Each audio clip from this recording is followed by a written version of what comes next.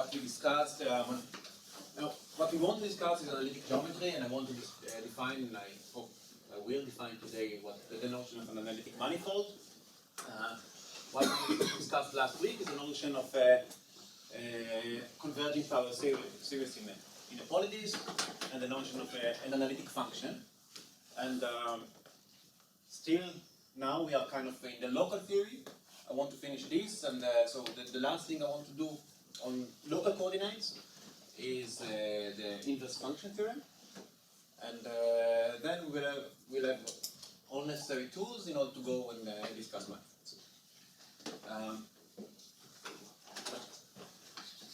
Let me start with an example, which I guess I will do in a way too detailed form than you wish, but I really want to do so. So some of you will get bored, or Phil will probably leave the class.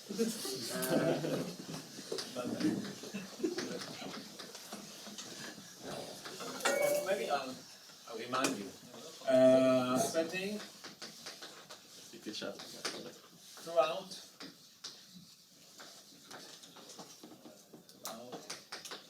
K is a fixed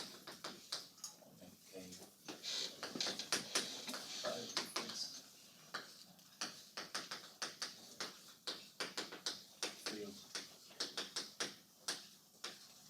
value, which is complete.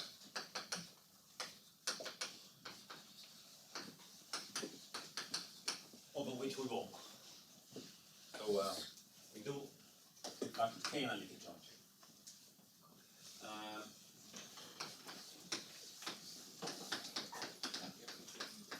Oh, maybe just two. Let's take three functions in two variables, and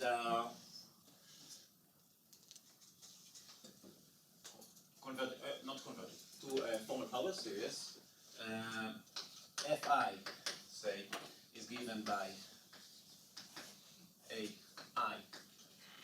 and n x1 n x2 n, g is given by these.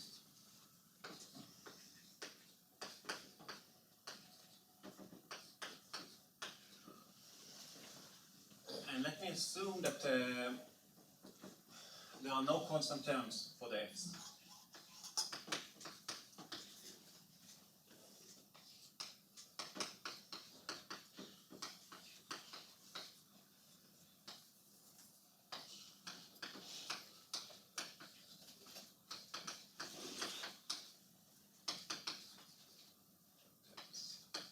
So in fact, I want to think about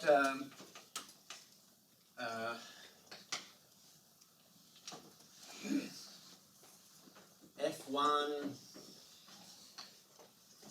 or maybe F, as some sort of a function from, if F was a polynomial, then I would get here a function from k squared to k squared, and then v would be a function to k, and then I would have the composition function, and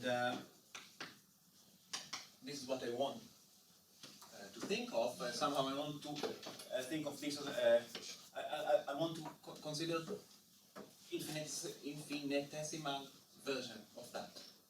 Okay, so I want to define this object in the formal level.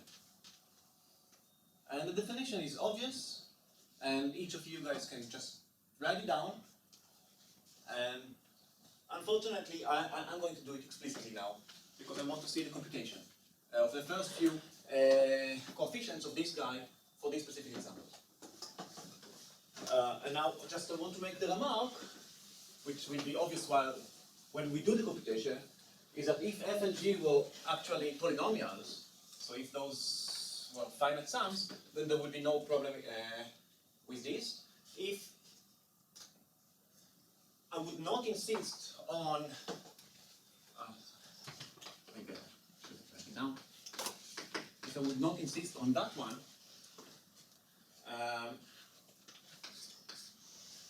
then I will not be able to define it unless g was actually a polynomial. Okay? But if I have no constant terms for f, so 0 goes to 0, and in practice most of the time g will take 0 to 0 as well, then everything is defined, again formally. So we expand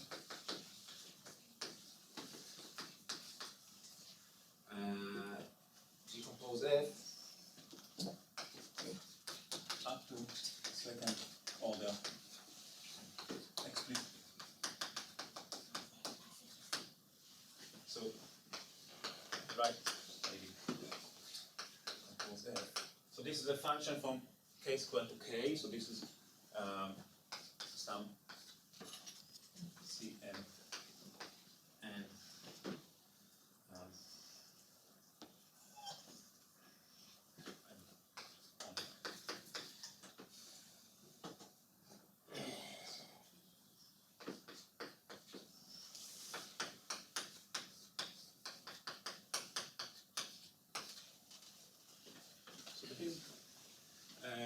write it down and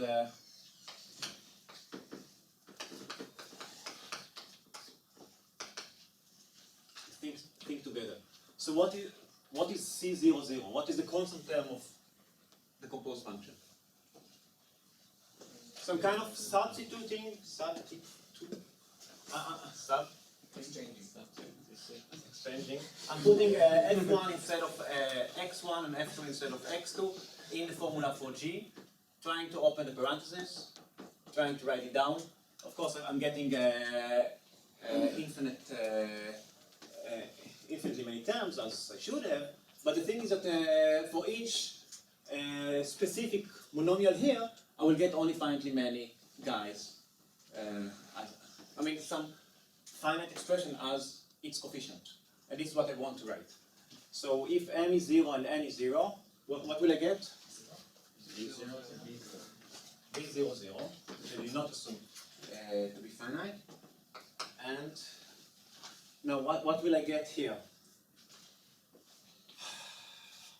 Okay, so maybe I'll just write this one down and you just watch. This is, maybe I should have prepared a slide, but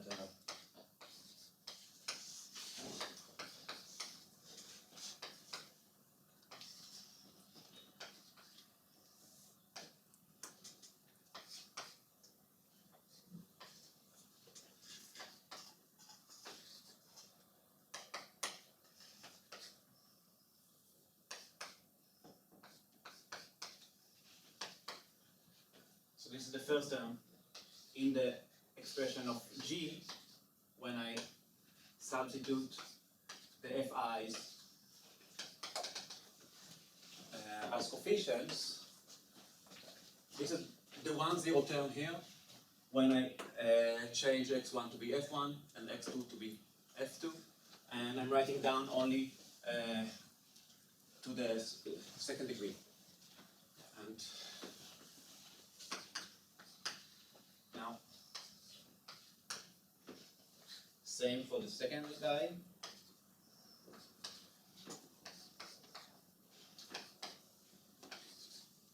Of course, I could have just leave it away, but I want to observe together a certain phenomenon.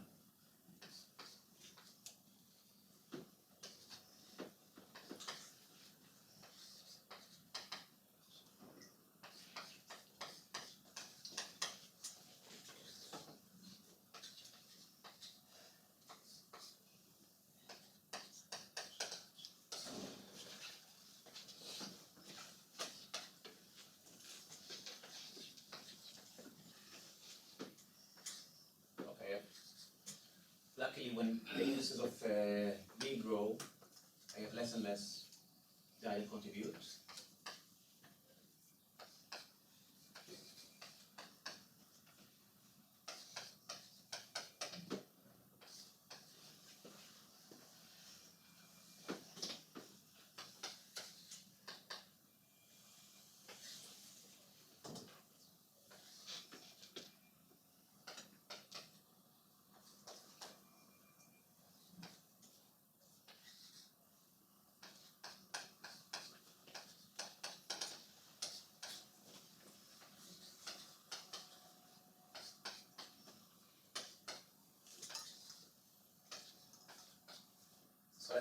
write it down explicitly so you can actually follow what I'm writing. And like you can just throw it on your slide. Now this is the same as this guy to some symmetry.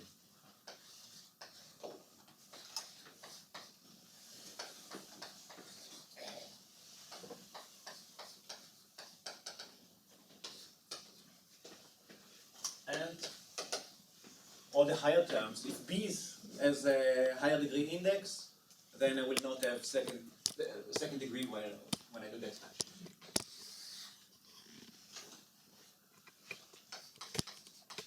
Then, now I can just summarize C00 is just B00, C10.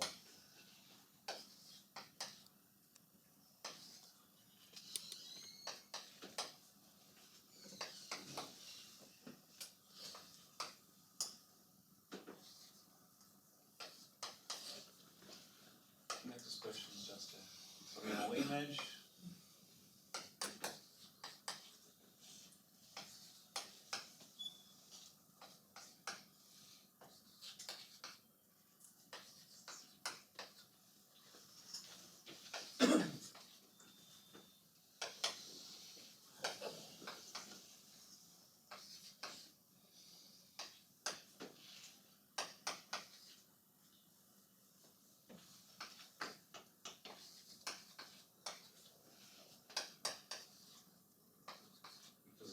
Here, I'm using, this is not a square, right? This 2 here is an index. So let me, now, there should be a square appearing. It's coming. Well, I lost track. It's how to do it both things. I hope you have enough time to be bored and actually follow.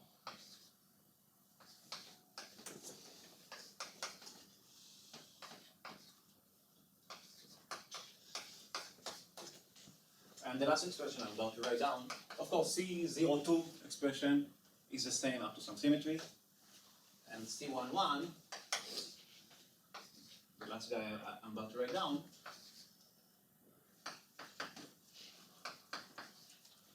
is the following.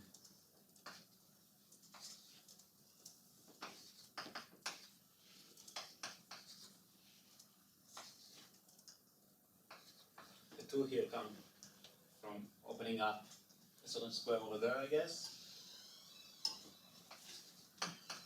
So this is some binomial coefficient that appear here. Right?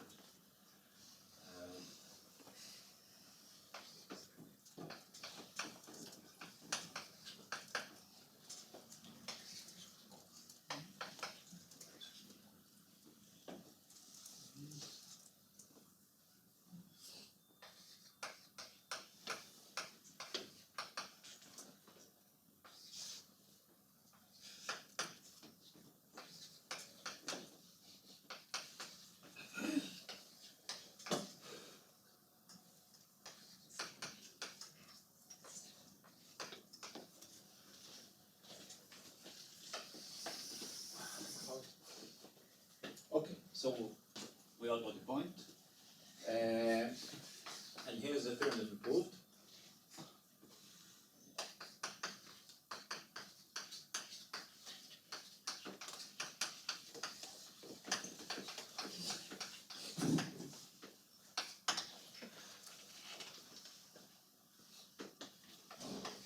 If I denote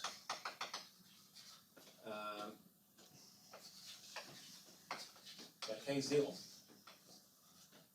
x. Now x is a multivariable.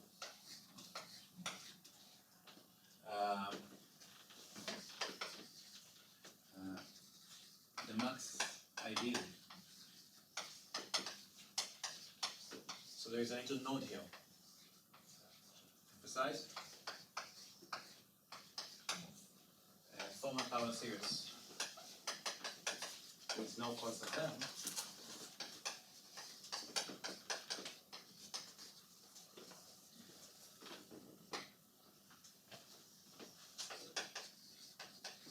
There is a well-defined composition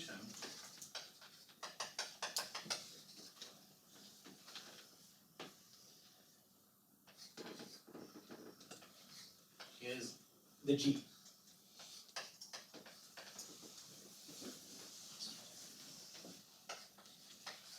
I took just one coordinate for the G.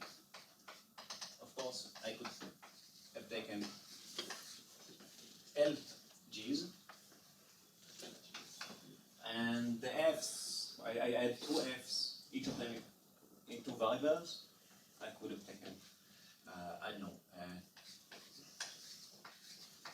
n variables.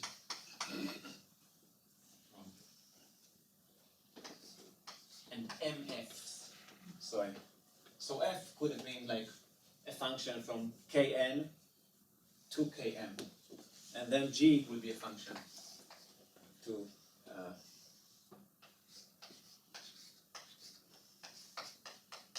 of these n values to kn. And I need this little note over here. I'm not allowing constant term to the x. Okay, so but this is kind of obvious, but there is something more I wanted to emphasize.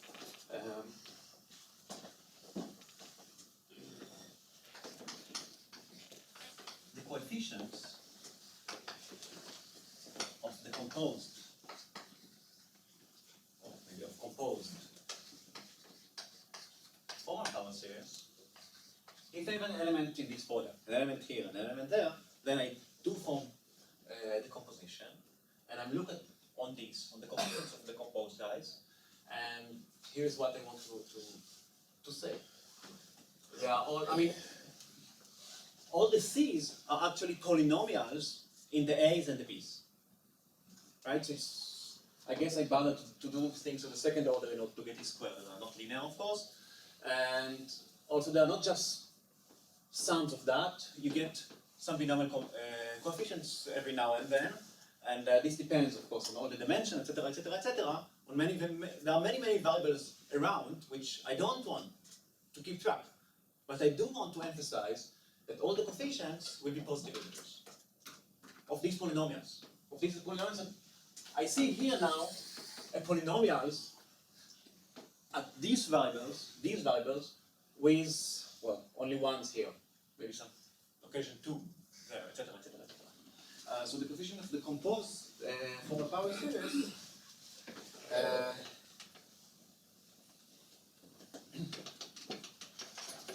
are given by applying some universal. So the two over here has nothing to do with anything. It has nothing to do with, for example,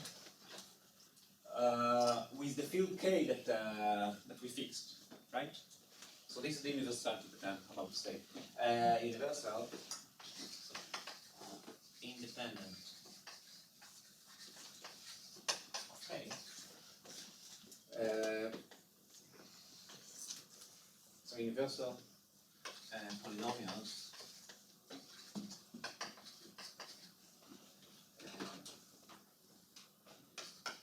to the coefficients of the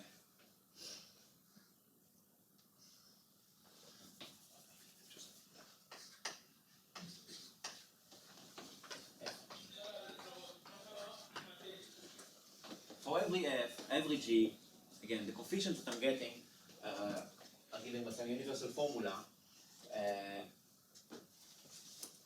So, at least about it. Here.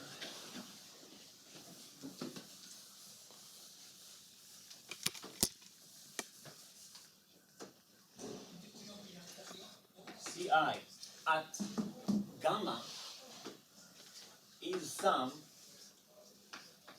p gamma of a j's alpha b beta I.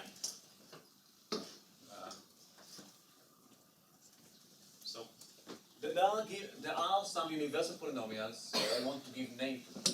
these are the P gamma, to any multi-index like here, this is the gamma, I'm having some universal polynomial. It takes variables, well, this I is fixed, it's the same as that I. J should vary, alpha should vary, beta should vary. For depending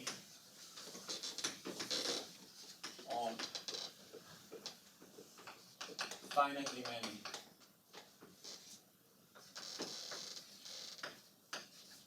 alphas and betas, or only finitely many indices to appear.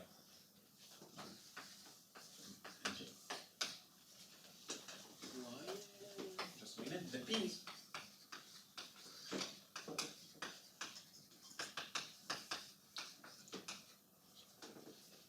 the gamma have integer positive coefficients. So again, this is not something, the fact that the composition is defined and the fact that it is given by some universal guys is something which should be clear after all this computation that I put on the board, and it again should be clear that we don't want a formal proof for that. So I hope all the statements are clear. So there was a question? I was confused with so alpha and beta are multi-indices which are less than or equal than gamma, I guess? Yes, so there should be all less. Yeah.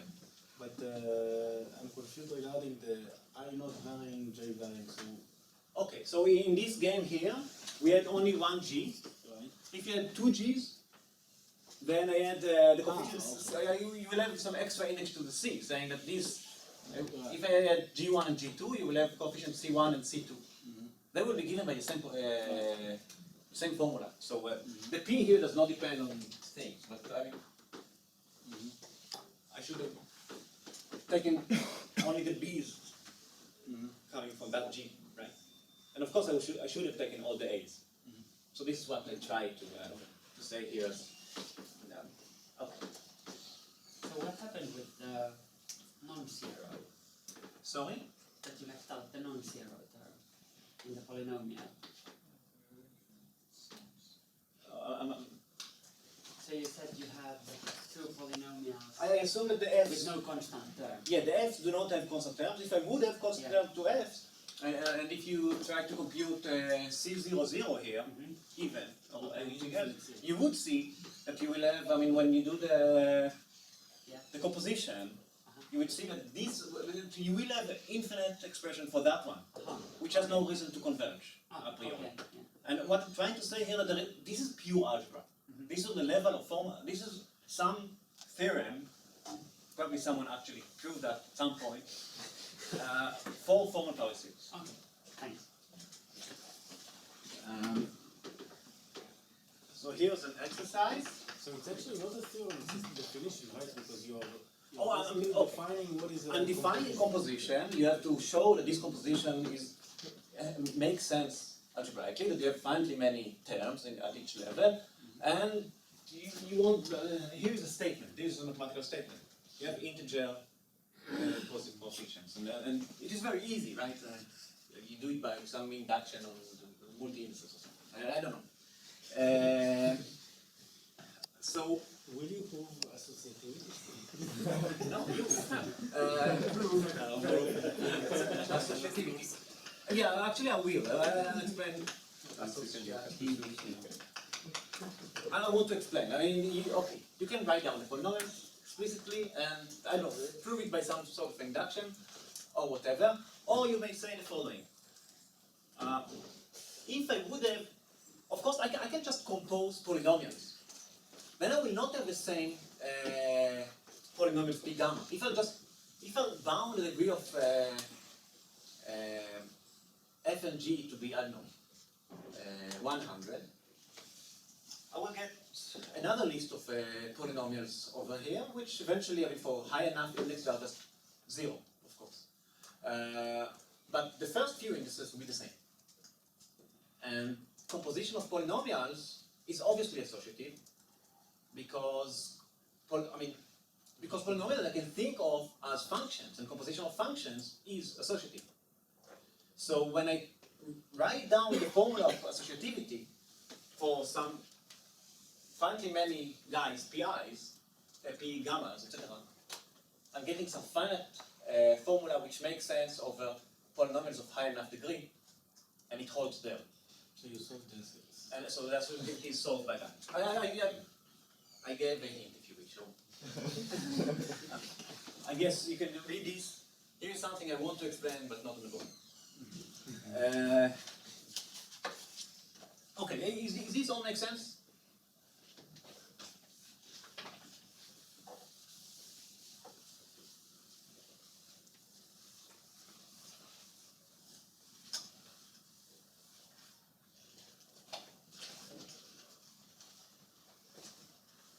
Okay, now the lemma I want to write now is that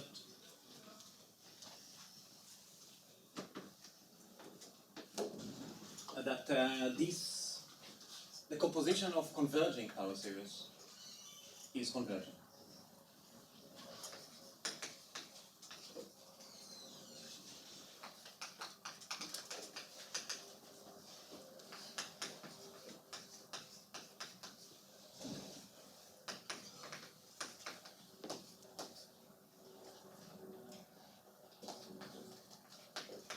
So this is polynomial converging in some multi-disk, and you have M of those, and G is a guy depending on those M parameters, and it converges in some 0S. This is a multi-disk in Km. This is a polydisk in Km, this is a polydisk in Kn, of course. Then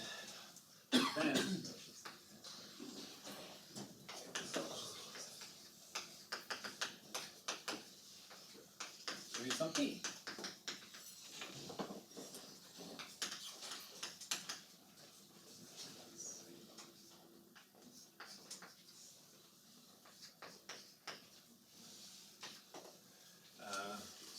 Something here.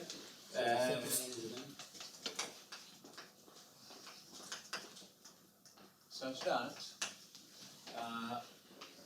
decompose F converges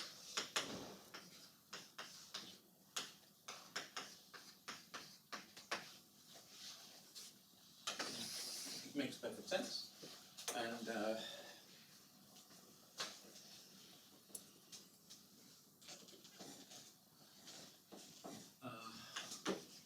call notation.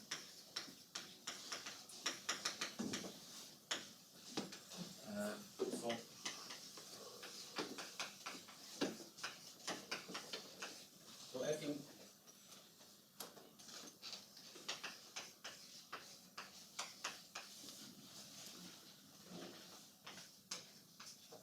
for such an F, we denoted absolute value of F to be that guy.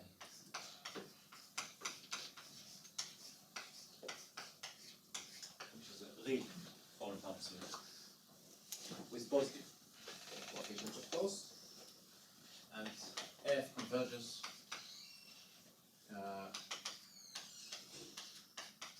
here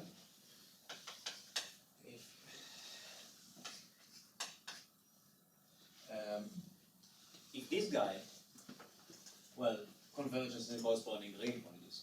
But let me write this down explicitly.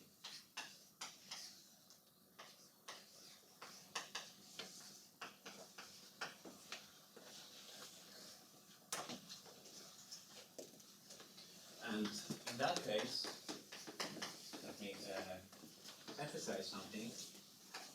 This real function, then it is continuous in that polydisk.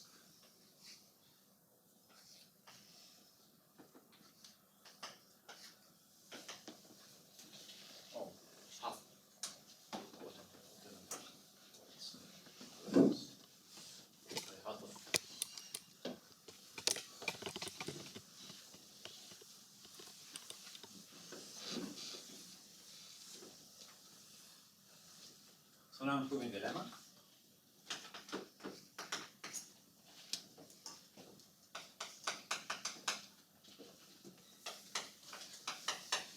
So I'm using the continuity of this guy f, and this means that if I'll have t, the multi-radius, small enough, close enough to 0, the value that absolute value f will take will be arbitrarily small. Hence, at some point, it will be less than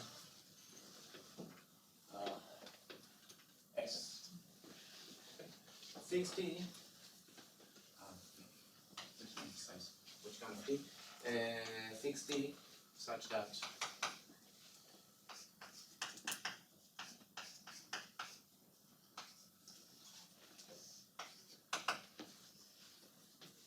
make sense? Presentation, etc. And now I want to show that for such t, and every smaller t, of course, this is less than infinity. This is the exercise to solve. And so what is this? This is C gamma t to the gamma, and by the way we put things, P gamma I alpha. Here, maybe I should call it day. Well,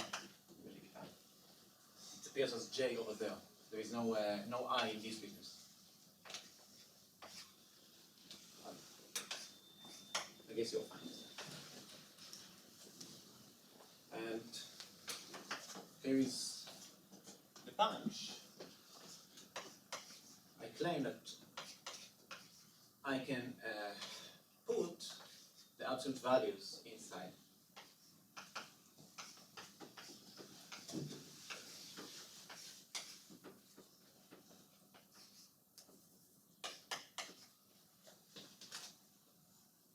Okay, so why is that correct? So just make it observe. Now, if P has P is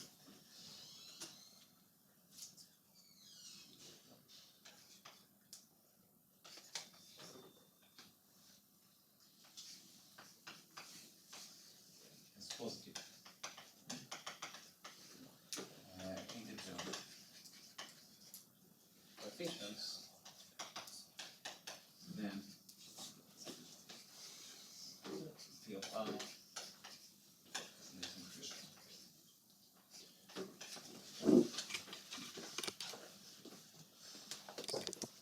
Okay. Everything here, all these equations are over the rails. Those are numbers. Okay, but P gammas are universal polynomials that encodes compositions. And now we just encode the composition of the corresponding f absolute value and g absolute value. So this is equal, this is algebra. The composition of these two formal power series evaluated at t. And I guess by the choice of t, this is, let's say, less or less equal when I choose it. Less than g at s.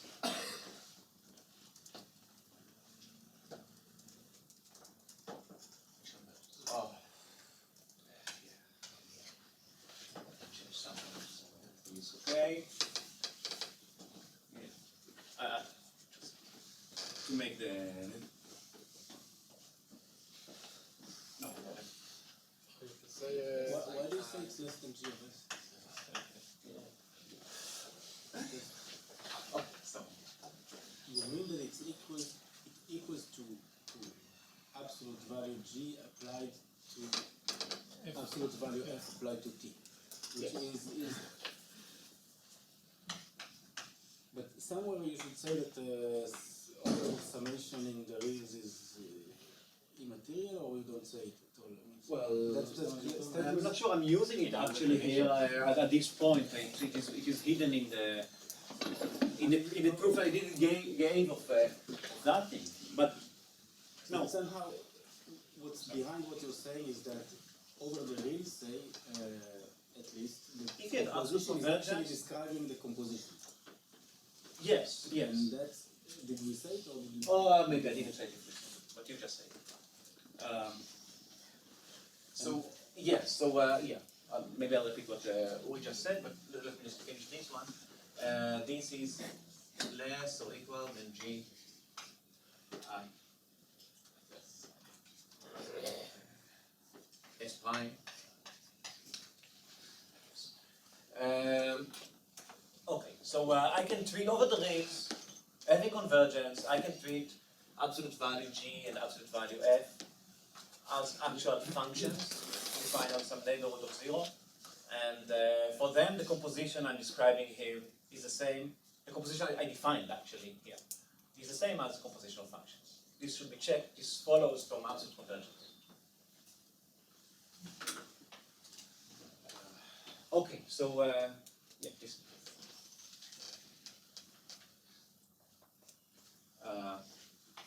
And this is a local computation which gives me the global corollary composition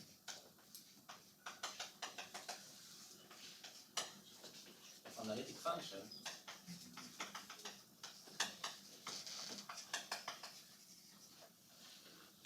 is whenever this is a slogan maybe. If I have U, V, W open in Kn, Km, Kl, and I have F from U to V, G from V to W, and those are analytic, then G compose F going all the way from U to W is analytic. And again, because analytic is a local property, we define analytic as by means local coordinates and just a version of that lemma.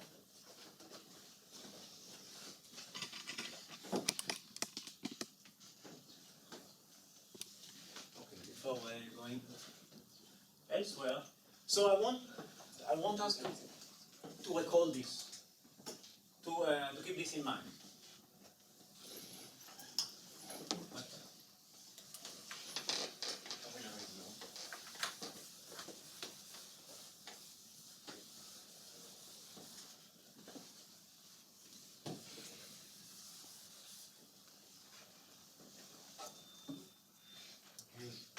An unrelated observation.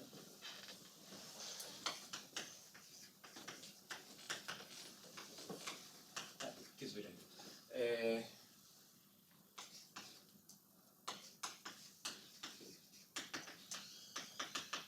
Now when I can compose analytic functions, and we discuss derivatives of analytic functions, I can take the derivatives of G compose F at a certain point of U, and of course it should be the same as the derivative of G composed as a linear operator on derivatives of F.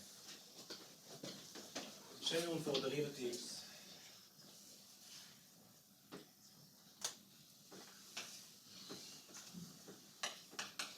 follows from the defining property.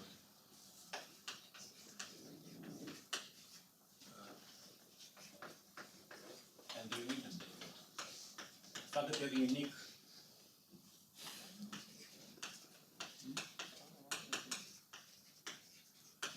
when we gave the definition of derivative, we argued that there is a unique, we didn't argue, we left it as an exercise, that there is a unique linear operator that solves this equation, and or this integration.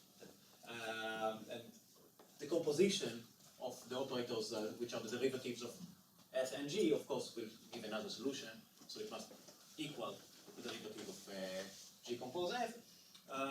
So I did write this down, but actually, since we have a formula for the derivative, which is local, just what they have an expression about derivative of g compose f, or maybe, I guess, let me look at this formula over here.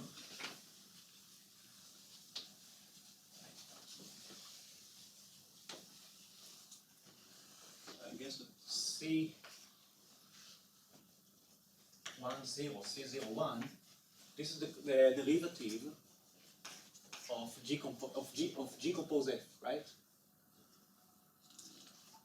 And this is, I have some E10 B01 time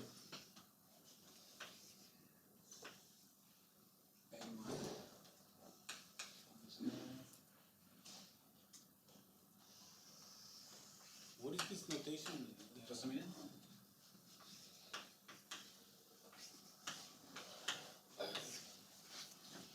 So in this, I want to show that This is the gradient. What's this notation? if G compose F, this is an element of K x1, x2. And what I want to say, that even if I don't know, this computation we did before, before we assumed that G and F, etc., do converge. Just on the level of formal power series, I can define the derivative of a formal power series at 0, and then this will be just the degree 1 coefficients. Can you just spell the transpose?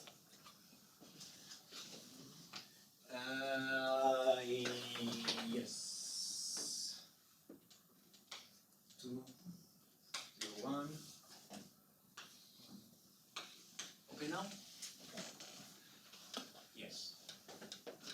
And right, so if G is given by some over C alpha x to the alpha, this will be defined. I guess I need to formally do it.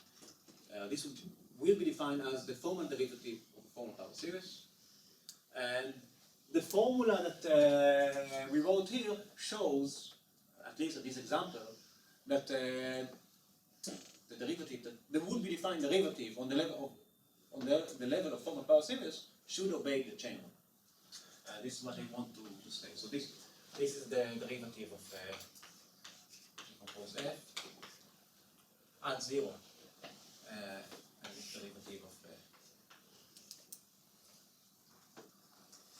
G composed again as linear operators with derivative. So in fact, well, maybe I want to write it like that. This is C E1, this is C E2. If I use the E1, E2 symbols for those guys, this is E1, E2, and I guess then dependence on IJ will be clear.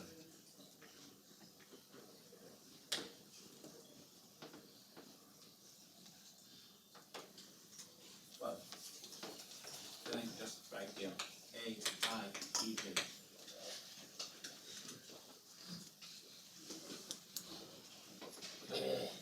Which is maybe it's the way we define the derivative. In fact, we could define the derivative, formal derivative of the formal power series, and the chain rule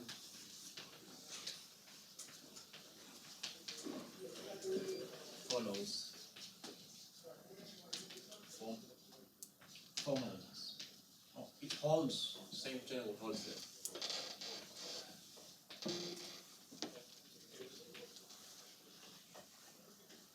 Probably also on the level of composition of formal power series, you can use some uniqueness argument if you state it correctly to observe this without proving anything, but it's all very easy.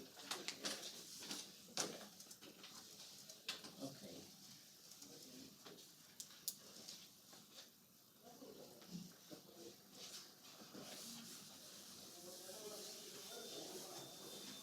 Again, let me step back to the formal level and let me discuss it further.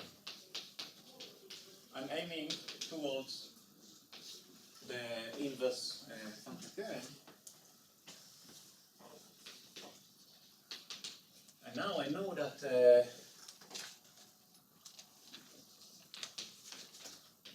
if I take the same number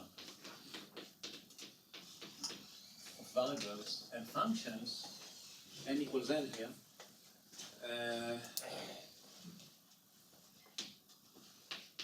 then this is a monoid.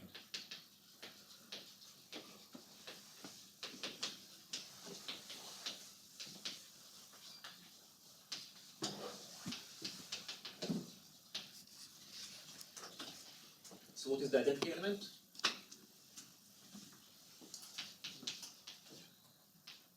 The unit identity.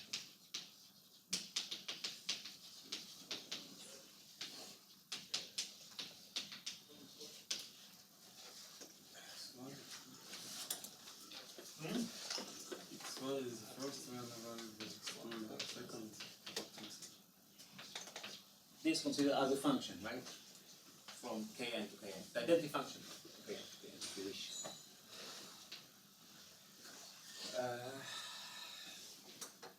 So the chain rule that we just discussed tells me the following: that these formal derivatives that I did rather to explicitly write down.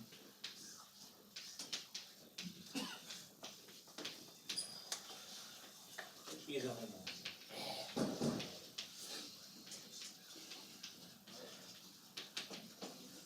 So it respects composition of formal power series here, of matrices or linear operators over here. In particular,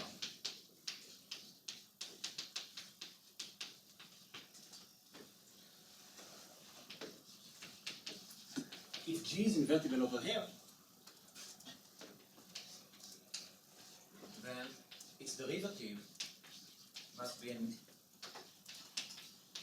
invertible operator. So the term that I want to put next is that this is if and only.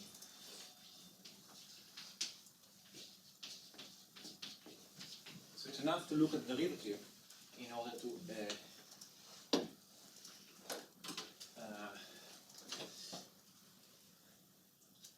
judge whether, on a formal level at least, whether G is invertible or not. And this is rather easy. I guess we need our lunch, so I will do it after the break. But yeah, and just to let you know what we'll do next. Then, of course, as before, I will take. So this is a formal theorem on the level of formal power series. Then next I will ask, what if G converges? Then you want to show that its inverse converges as well. Okay, so and the same criterion works. Okay, and this is what I just said now is basically the inverse function theorem that you know from calculus. Could it be that there will be an element M with a zero radius of convergence, but it will be an invertible element? Invertible element Inside M? inside M, yes. I mean, all this discussion makes sense for arbitrary field. You don't need Any convergence, it's just formal power. yes, Formal you power. don't need absolute value. Yes, but again, if you do have absolute value, case complete. If you do a convergence, then It describes the then you will have also a convergence of that formal inverse. this is less trivial theorem than the ones we've seen so far. So we meet again at 2:30.